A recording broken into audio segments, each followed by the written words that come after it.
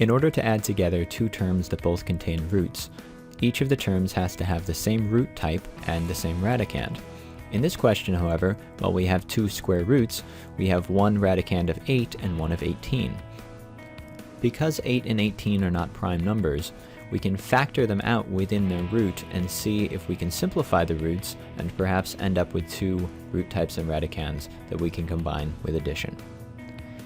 Now the square root of 8 can be rewritten as the square root of 2 times 2 times 2, breaking 8 down into its prime factors. By the same token, the square root of 18 can be written as the square root of 2 times 3 times 3, breaking it down into its prime factors. Now because we're dealing with square roots, if we have any pairs of factors underneath the root, as in the first case we have a pair of 2's, we can collapse them and bring them outside the root, leaving whatever terms we don't have pairs for inside the root. So we end up with 5 times 2 root 2. We can do the same thing with the 2 root 18.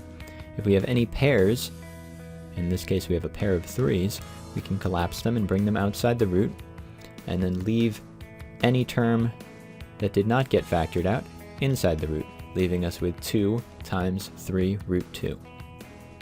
We can then perform that multiplication by multiplying the coefficients, and that will give us 10 times the square root of 2 plus 6 times the square root of 2. Now, because we have identical indexes and radicands, we can combine them by adding the coefficients. So 10 plus 6 times the square root of 2 is going to give us 16 times the square root of 2, and that is going to be our final answer.